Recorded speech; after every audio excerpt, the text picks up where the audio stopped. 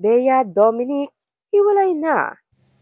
Si OG Diaz sa pinakabagong episode ng kanyang Showbiz Update Vlog ay nagkwento tungkol sa mga chismis na bumabalot sa celebrity couple ni sina Dominic Roque at Bea Alonso.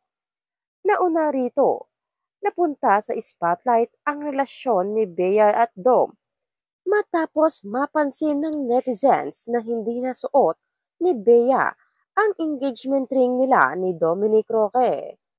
Ayon sa unang source ni OG, nakatakdang ituloy ang kasal at nararanasan lang ni Bea ang wedding jitters kay Dominic. Sa video, sinabi pa ni OG Diaz na nakarating sa kanya ang balita tungkol sa kasal at gaganapin daw ang destinasyon wedding nitong Setyembre. Ang nakarating sa akin, September ang kasal, ang sabi sa akin. Sa Madrid, Spain ang kasal. Ani OG. Gayunpaman, sinabi ng isang source ni OG na break na raw ang dalawa at ang post nila sa Japan, ang huling post nila bilang mag-boyfriend. Sabi ng isa kong source, wala na sila. Hiwalay na sila. Yung Japan nila, huling post na nila yon. Wala na. Kaya inaabala na lang ni Bea ang kanyang sarili. Binibisi na lang daw ni Bea ang kanyang sarili. Yun nga ang sabi ng aking source ay sinusuyo pa rin ni Dominic Roque si Bea Alonso para sila ay magkaayos.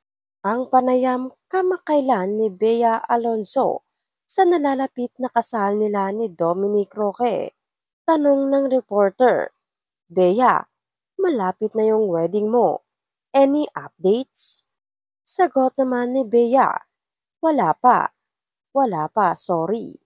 Wala pa siya. Tanong pa ng reporter, close ka sa Katniel? Invited ba sila sa kasal mo? Sagot naman ni Bea, alam mo, wala pa talaga. So I can't tell you anything just yet. Ngunit para sa iyo, ano ang iyong perpektong uri ng kasal? I'll tell you kapag meron na akong idea, but right now, wala pa. Ani Bea. Tanong ng reporter, nagpaplano ba kayo? I mean, we're getting there but we're also very busy. Ani Bea. Pangungulit ng reporter. Most probably naman may mga ninong-ninang na? Wala pa talaga. Wala ako masabi sa inyo. Wala talaga. Ani Bea.